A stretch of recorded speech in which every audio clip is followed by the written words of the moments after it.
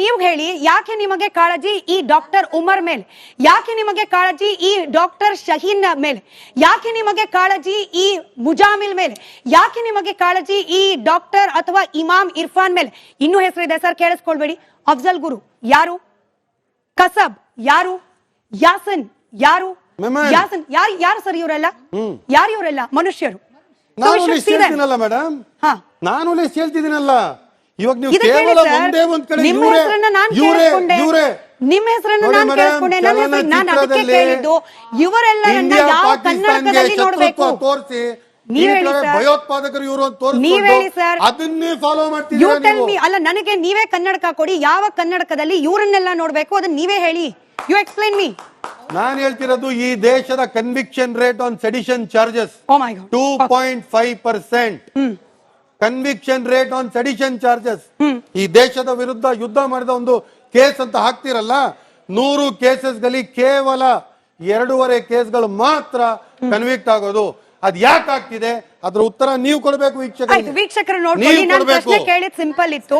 ಒಬ್ಬ ಯಾಸನ್ ಮಲಿಕ್ ನನ್ನ, ಒಬ್ಬ ಅಬ್ದುಲ್ ಕಸಬ್ ನನ್ನ ಹೆಸರಿಟ್ಟು ಈತ ಇಸ್ಲಾಂ ರಾಡಿಕಲ್ ಟೆರರಿಸ್ಟ್ ಅಂತ ಹೇಳಿ ಕರೀಲಿಕ್ಕೆ ಹಿಂಜರಿಕೆ ನಾವು ಪಡ್ಬೇಕಾ ಬೇಡವಾ, ಅದನ್ನ ನಾನು ವೀಕ್ಷಕರಿಗೆ ಬಿಡ್ತೀನಿ. Moving on. ಭವ್ಯ ಅವರೇ, ಮುಖ್ಯಮಂತ್ರಿ ಸಿದ್ದರಾಮಯ್ಯನವರ ಹೇಳಿಕೆ, ನೀವು ಧರ್ಮ ತರಬೇಡ್ರಿ ಅಂತ ಹೇಳ್ತೀರಿ, ಆದ್ರೆ ಮುಖ್ಯಮಂತ್ರಿಗಳದ್ದೇ ಹೇಳಿಕೆಯಿಂದ ಪ್ರಶ್ನೆ ಕೇಳ್ತಾ ಇದ್ದೀನಿ.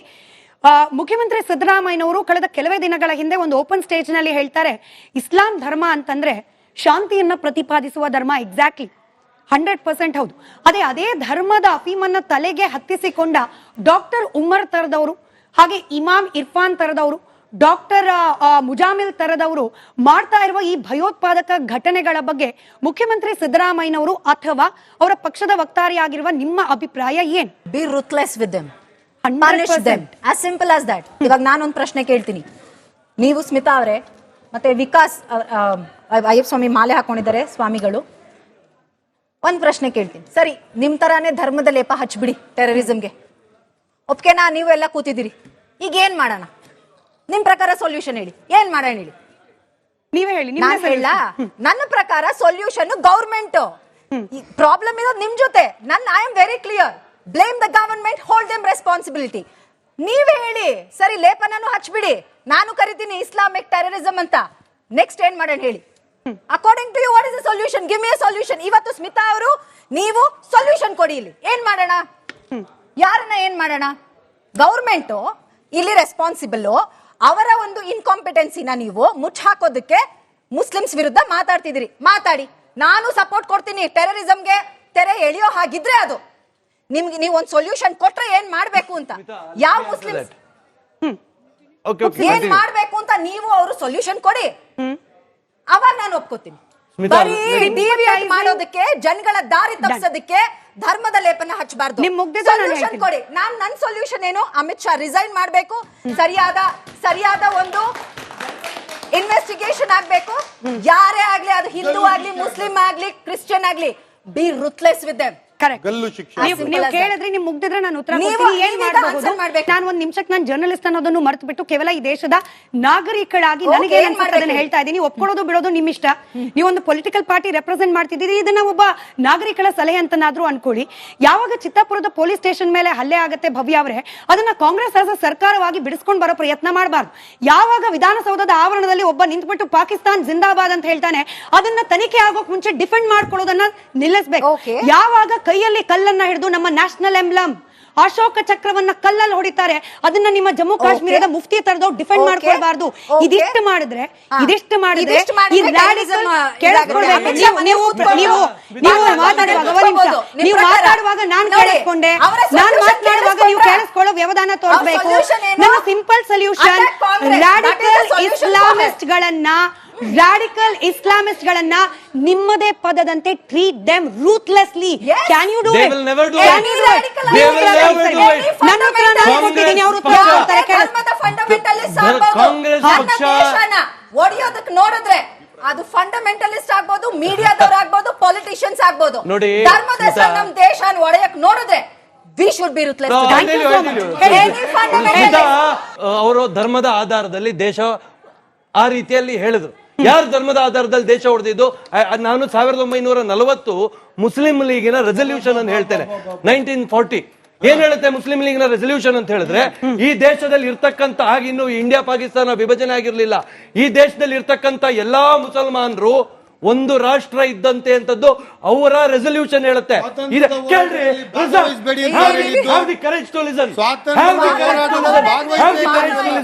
ಆಯ್ತಾ? 1940 ಅವ್ರದ್ದು ಆ ರೆಸಲ್ಯೂಷನ್ ಆಯ್ತು. ಅದಾದ ನಂತರ ದೇಶದ ವಿಭಜನೆ ಆಯ್ತು. ಇವತ್ತು ಅವ್ರು ಕೇಳಿದ್ರು ಒಂದು ಸೊಲ್ಯೂಷನ್ ಕೊಡಿ ಅಂತ. ನೋಡಿ, I want to give one beautiful example. Bharat ಪ್ರಜಾಪ್ರಭುತ್ವ ರಾಷ್ಟ್ರ. 2001ನೇ ಇಸ್ವಿಯಲ್ಲಿ ಅಮೆರಿಕದ ಮೇಲೆ ದೊಡ್ಡ ಟೆರರಿಸ್ಟ್ ಉಗ್ರ ದಾಳಿ ಆಗುತ್ತೆ. ಈ ದಾಳಿ ಆದ ನಂತರ ಇವತ್ತು 24 ವರ್ಷ ಆಯ್ತು. ಈ 24 ವರ್ಷಗಳಲ್ಲಿ ಒಂದೇ ಒಂದು ಮೇಜರ್ ಅಟ್ಯಾಕ್ ಅಮೆರಿಕದಲ್ಲಿ ಆಗ್ಲಿಲ್ಲ. ಯಾಕೆ ಅಂತ ಹೇಳಿದ್ರೆ ದೇರ್ ಆರ್ 2 ಮೇಜರ್. ಕೇಳ್ರಿ ಆಯ್ತಲ್ಲ, ಯಾಕೆ ಕೇಳಿ. 24 ವರ್ಷಗಳಲ್ಲಿ ಅಲ್ಲಿ ಡೆಮೊಕ್ರಾಟ್ಸ್ ಮತ್ತೆ ರಿಪಬ್ಲಿಕನ್ಸ್ ಇರ್ತಕ್ಕಂಥ ಎರಡೂ ಪಕ್ಷದವರದ್ದು ಒಂದೇ ನಿಲುವು. ಭಯೋತ್ಪಾದನೆಯ ವಿಷಯ ಬಂದಾಗ, ದೇಶದ ವಿಷಯ ಬಂದಾಗ ಅವರು ಮತದ ಹಿಂದೆ ಹೋಗೋದಿಲ್ಲ. ಒಸಾಮಾ ಬಿನ್ ಲಾಡೆನ್ ಅನ್ನು ಪಾಕಿಸ್ತಾನದಲ್ಲಿ ಹುಡುಕಿ ಹೊಡೆದ್ರು. ಪಾಕಿಸ್ತಾನದವರಿಗೆ ಕಾಂಗ್ರೆಸ್ನವರಿಗೆ ಉತ್ತರ ಇದೆಯಾ? ಕಾಂಗ್ರೆಸ್ನವರು ಈ ರೀತಿ ಮಾಡಿದಾರ? ಕಾಂಗ್ರೆಸ್ನವರು ಇವತ್ತೊಂದು ಒಂದೇ ಒಂದು ಮಾಡ್ಲಿಲ್ಲ. ಒಸಾಮಾ ಬಿನ್ ಲಾಡೆನ್ಗೆ ಇವ್ರು ಏನ್ ಹೇಳಿದ್ರು? ಒಸಾಮಾ ಜಿ ಅಂತ ಹೇಳಿದ್ರು. ಪಾರ್ಲಿಮೆಂಟ್ ಅಲ್ಲಿ ಮಸಾದ್ ಅಜೂರ್ ಪಾರ್ಲಿಮೆಂಟ್ ಬಾಂಬ್ ಇಟ್ನಲ್ಲ, ಅವ್ರಿಗೆ ಏನ್ ಹೇಳಿದ್ರು? ಇವರ ದಿಗ್ವಿಜಯ್ ಸಿಂಗ್ ಮಸೂದ್ ಜಿ ಅಂತ ಹೇಳಿದ್ರು. ನಾಚಿಕೆ ಆಗ್ಬೇಕ್ರಿ ಕಾಂಗ್ರೆಸ್ ಪಾರ್ಟಿಗೆ, ನಾಚಿಕೆ ಆಗ್ಬೇಕು. ಕಸಬ್ಗೆ ಯಾರು ಬಿರಿಯಾನಿ ಕೊಡ್ತಿದ್ದು? ಯಾರು ಬಿರಿಯಾನಿ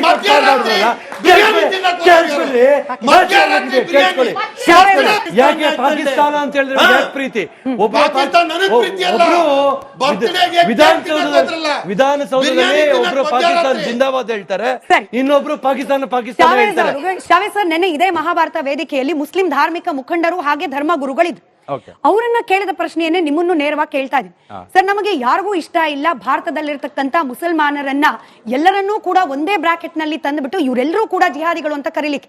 ಹಾಗಲ್ವೂ ಅಲ್ಲ, ಸತ್ಯಾನೂ ಅಲ್ಲ. ಬಟ್ ಒಂದು ಎಕ್ಸ್ಪೆಕ್ಟೇಷನ್ ಏನಿರುತ್ತೆ ಅಂದ್ರೆ, ನೂಪುರ್ ಶರ್ಮಾ ಕೇಸ್ ಆದಾಗ ಆ ಜಾಗದಲ್ಲಿ ಇಡೀ ಜಾಗವನ್ನ ಕವರ್ ಆಗುವ ಮಟ್ಟಿನಲ್ಲಿ ಬಂದ ಸಮುದಾಯ ಅದನ್ನ ಪ್ರತಿಭಟನೆ ಮಾಡೋ ಸಲುವಾಗಿ ಸಿಎಎ NRC ಆದ ಸಂದರ್ಭದಲ್ಲಿ ಮುಸ್ಲಿಂ ಸಮುದಾಯದಲ್ಲಿ ಕಂಡು ಬಂದಂತಹ ಸಾಲಿಡಾರಿಟಿ ಟು ಪ್ರೊಟೆಸ್ಟ್. ಈಗ ಒಂದು ಟೆರರ್ ಆಕ್ಟ್ ಆದ ಸಂದರ್ಭದಲ್ಲಿ ಇಂಥ ಕೆಲ ಹುಳುಗಳ ಕಡೆಯಿಂದಾಗಿ ನಮ್ಮ ಧರ್ಮದ ವಿರುದ್ಧವಾಗಿ ಅಪಪ್ರಚಾರ ಆಗ್ತಾ ಇದೆ. ಇಂಥವರನ್ನ ನಾವು ಖಂಡಿಸ್ತೀವಿ ಅಂತ ಹೇಳಿ ಆ ಸಾಲಿಡಾರಿಟಿ ಯಾಕೆ ತೋರಿಸೋದಿಲ್ಲ? ಆ ಪ್ರಮಾಣದ ಪ್ರತಿಭಟನೆ ಯಾಕೆ ನಮ್ಮ ಭಾರತದ ಮುಸಲ್ಮಾನರ ಕಡೆಯಿಂದ ಆಗ್ತಾ ಇಲ್ಲ ಅನ್ನೋ ಮೇಡಮ್, ಅದಕ್ಕೆ ಒಂದು ಉತ್ತರ ನಾನೇನ್ ಕೊಡ್ತೀನಿ ಅಂದ್ರೆ, ಇವಾಗ ತಾವು ಹೇಳ್ತಾ ಇದ್ದೀರಲ್ಲ, ಈಗ ನೀವು ಪಾಕಿಸ್ತಾನಲ್ಲಿರೋ ಇದಕ್ಕೆ ಮತ್ತೆ ಇನ್ನೊಬ್ರಿಗೆ ಏನು ಅಂತ ಪ್ರಶ್ನೆ ಕೇಳ್ತಾರೆ ರಜಾಕ್ ಅವರಿಗೆ. ಅವ್ರಿಗೆ ಇಂಡಿಯನ್ ಮುಸ್ಲಿಮಿಗೆ ಯಾವ್ದು ಸಂಬಂಧ ಇಲ್ಲ. ಯಾರೇ ಮುಸಲ್ಮಾನರಿರ್ಲಿ, ನಾನು ಮೈನಾರಿಟಿ ಮೋರ್ಚಾಲಿ ಇದ್ದೀನಿ, ಬಿಜೆಪಿಯಲ್ಲಿ ಇದ್ದೀನಿ, ಆದ್ರೆ ಬೇರೆ ರಜಾಕ್ ಅವ್ರು ಇರ್ಲಿ, ಅವರು ಸಪೋರ್ಟ್ ಮಾಡ್ತಾರೆ ಕೇಳಿ? ಮಾಡಲ್ಲ. ನಮ್ದು ಒಂದೇ ಒಂದು ಇದೇನಂದ್ರೆ, ನಾವು ಫಸ್ಟ್ ದೇಶ ಭಕ್ತರು. ದೇಶ ಬಿಟ್ಟು ನಾವು ಬೇರೆ ಮಾತಾಡಕ್ ಸಾಧ್ಯನೇ ಇಲ್ಲ. ಪ್ರಾಣ ಕೊಟ್ಟರು ನಾವು, ಪ್ರತ ಕೊಟ್ಟರು ಎಲ್ಲ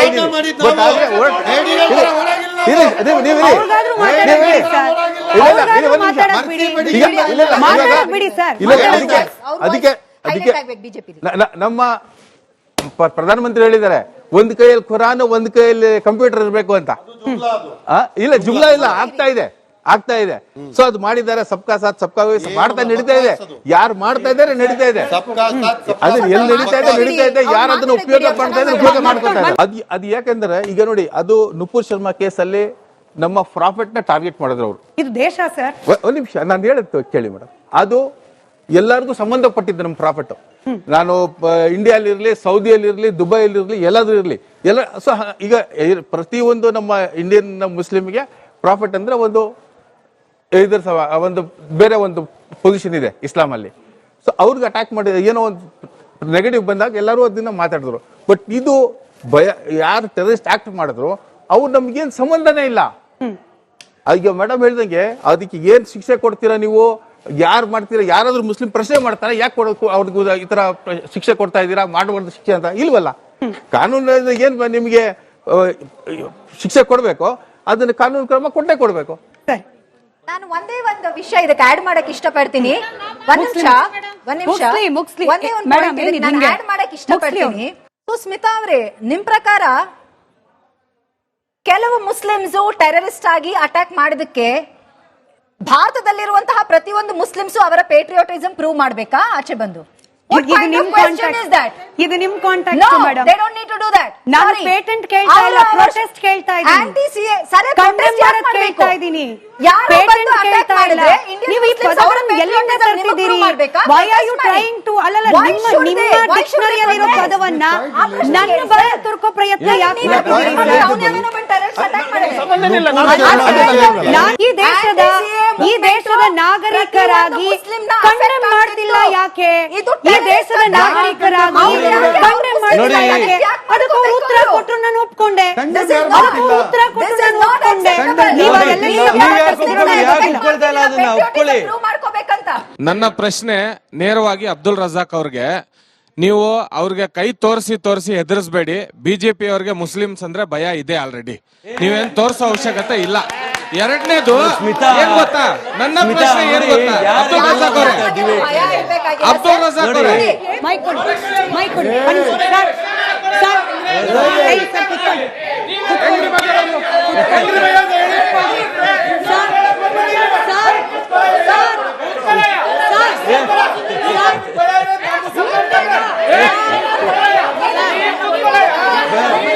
ಮೇಡಮ್ ಡೈಲಾಗ್ ಬಿಟ್ಟು ಪ್ರಶ್ನೆಗೆ ಒಂದು ನ್ಯೂಟ್ರಲ್ ಒಪಿನಿಯನ್ ಹೇಳ್ತಿದ್ದೀನಿ, ದಯಮಾಡಿ ಪೂರ್ತಿ ಕೇಳಿಸ್ಕೊಂಬಿಡಿ. ಇಸ್ಲಾಂಗೂ ಟೆರರಿಸಂಗೂ ಸೇರಿಸಿ ಆ ಪದವನ್ನ ಸೇರಿಸಿ ಹೇಳ್ಬಿಡಿ. ಯಾಕೆ ಅಂದ್ರೆ ಟೆರರಿಸಂ ಹುಟ್ಟಿದ್ದು 80ರ ದಶಕದಲ್ಲಿ, ಅದನ್ನ ಹುಟ್ಟು ಹಾಕಿದ್ದು ಅಮೆರಿಕ, ಅದು ರಷ್ಯಾದ ವಿರುದ್ಧ. ಇಸ್ಲಾಂನ ಅಭಿವೃದ್ಧಿಗಾಗಿ ಹುಟ್ಟಿದ್ದು ಟೆರರಿಸಂ ಅಲ್ಲ. ಇವತ್ತಿಗೂ ಟೆರರಿಸಂ ಉಳ್ಕೊಂಡಿರೋದು, ಅದನ್ನ ಬೆಳೆಸ್ತಾ ಬಂದಿರೋದು ವೆಪನ್ ಮಾಫಿಯಾ ಜೊತೆಗೆ ಅಮೆರಿಕ ಡೀಪ್ ಸ್ಟೇಟ್. ಇವತ್ತಿಗೂ ಅದನ್ನ ಉಳಿಸ್ಕೊಂಡಿರೋದು ಅಮೆರಿಕ. ಟೆರರಿಸಂನ ಭಾರತದೊಳಗೂ ಕೂಡ ಪರೋಕ್ಷವಾಗಿ ಪ್ರಾಕ್ಸಿ ಗುಂಪುಗಳು, ಅಮೆರಿಕದ ಡೀಪ್ ಸ್ಟೇಟ್ ನ ಪ್ರಾಕ್ಸಿ ಗುಂಪುಗಳು ಇವತ್ತಿಗೂ ಉಳಿಸ್ಕೊಂಡಿರೋದು. ಅದಕ್ಕೂ ಧರ್ಮಕ್ಕೂ ಸಂಬಂಧ ಇಲ್ಲ ಅನ್ನೋದು ಇದು ಸೂಕ್ಷ್ಮತೆ ಒಂದು. ಮತ್ತೊಂದು ಬಹಳ ಮುಖ್ಯವಾದಂತ ಅಂಶ ನಾವೆಲ್ಲರೂ ಸೇರ್ಕೊಂಡು ಹೇಳ್ತಿರೋದು, 100ರಲ್ಲಿ ಒಬ್ಬ ಮಾಡಿದ ತಪ್ಪನ್ನ 99 ಜನರಿಗೆ ನೀವು ಏರ್ಬಿಡಿ. ಯಾಕೆ ಅಂದ್ರೆ ನೀವು 99 ಜನರನ್ನ ಟಾರ್ಗೆಟ್ ಮಾಡಿ ಮಾತಾಡಿದಾಗ ಅವರು ಪ್ರವೋಕ್ ಆಗ್ತಾರೆ. ಮೂಲ ಡೀಪ್ ಸ್ಟೇಟ್ ನ ಉದ್ದೇಶ ಇರೋದೇ ಅದೇ ಅವ್ರ ಉದ್ದೇಶ. ನೀವು ಇಡೀ ಸಮುದಾಯವನ್ನ ಟಾರ್ಗೆಟ್ ಮಾಡೋದ್ರಿಂದ, ಅವರು ಪ್ರವೋಕ್ ಆಗೋದ್ರಿಂದ ಭಾರತದ ಆಂತರಿಕವಾಗಿ ದಂಗೆಗಳಾಗ್ತವೆ. ಅದೇ ಅವ್ರ ಮೂಲ ಉದ್ದೇಶ. ಅದಕ್ಕಾಗಿ ಅವ್ರು ಪ್ರವೋಕ್ ಮಾಡೋದು. ಅವರ ಉದ್ದೇಶವನ್ನ ನೀವು ಬಲಪಂಥೀಯರು ಅದನ್ನ ಸಾಧಿಸಬೇಡಿ ಅನ್ನೋದಷ್ಟೇ ಇದರಲ್ಲಿರುವಂತ ಒಪಿನಿಯನ್. ಸ್ಮಿತಾ, ನಮ್ಮ ಪ್ರಶ್ನೆ ರಜಾಕ್ ಅವ್ರಿಗೆ. ಕಾಣಿಸ್ತಾ ಇಲ್ಲ, ಬನ್ನಿ ಹೇಳಿ ಸರ್. ನೀವು ಸುಹಾನನ ಗಾಯಕಿ ಒಂದು ಹಿಂದೂ ಹಾಡು ಹೇಳಿರುವಂತ ಅವ್ರ ವಿರುದ್ಧ ಪತ್ರ ಹೊಡ್ಸಿರಿ, ಕರೆಕ್ಟ್? ನೆನ್ಪಿದೆಯಾ? ಸರಿಗಮಪದಲ್ಲಿ ಸುಹಾನನ ಗಾಯಕಿ ಯಾರು ಫತ್ವಾ ಹೊಡ್ಸಿಲ್ಲ. ಪತ್ರ ಹೊಡ್ಸಿದ್ರು. ಬೇಕಾಗಿಲ್ಲ, ಹೇಳ್ತೀನಿ. ಅವಳ ವೈಯಕ್ತಿಕ ಜೀವನ ಅದು. ಹೊಡ್ಸಿದ್ಮೇಲೆ ನೀವು ಯಾವನು ಫತ್ವಾ ಹೊಡೆದಿಲ್ಲ, ಸುಳ್ಳು ಹೇಳ್ಬಾರ್ದಿಲ್ಲ.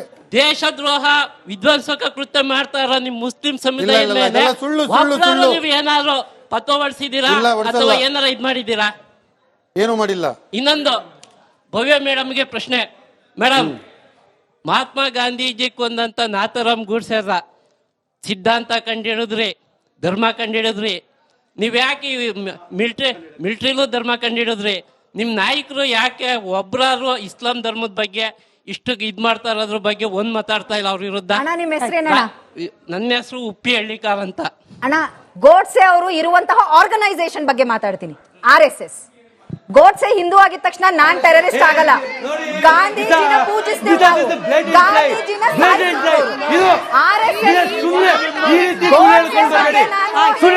ಎರಡು ಪ್ರಶ್ನೆ. ಒಂದು ಗಾಂಧೀಜಿಯವರ ಹತ್ಯೆಯ ಬಗ್ಗೆ ಹೇಳಿದ್ರು, ಒಂದು ಇಸ್ಲಾಮಿಕ್ ಟೆರರಿಸಂ ನ ಬಗ್ಗೆ ಹೇಳಿದ್ರು. 1900 ನಾನು ಕೇಳಿಸ್ಕೊಂಡಿದ್ದೀನಿ, ನಿಮ್ಮ ಪ್ರಶ್ನೆ ಕೇಳಿಸ್ಕೊಂಡಿದ್ದೀನಿ. 1980ರ ನಂತರ ಇಸ್ಲಾಮಿಕ್ ಟೆರರಿಸಂ ಅನ್ನುವಂತ ರೀತಿಯಲ್ಲಿ ಕಟ್ಟಿದ್ದಾರೆ ಅಂತ ಹೇಳಿದ್ರು. ಖಂಡಿತ ಅಲ್ಲ. ಇಸ್ಲಾಂ ಹುಟ್ಟಿದ್ದು 1300 ವರ್ಷಗಳ ಹಿಂದೆ. ಅದಾದ ನಂತರವೂ ನಿತ್ಯ ನಿರಂತರವಾಗಿ ಬೇರೆ ಬೇರೆ ಧರ್ಮವನ್ನು ಆಚರಣೆ ಮಾಡ್ತಾ ಇದ್ದಂತ ದೇಶಗಳ ಮೇಲೆ ಆಗ ಬೇರೆ ರೀತಿಯಲ್ಲಿ ದಾಳಿಗಳಾಗ್ತಾ ಇತ್ತು, ಬೇರೆ ರೀತಿಯಲ್ಲಿ ಭಯೋತ್ಪಾದನೆ ಆಗ್ತಾ ಇತ್ತು.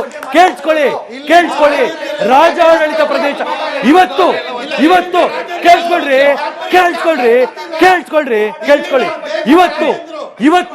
ಇವತ್ತು ನಮ್ಮಲ್ಲಿ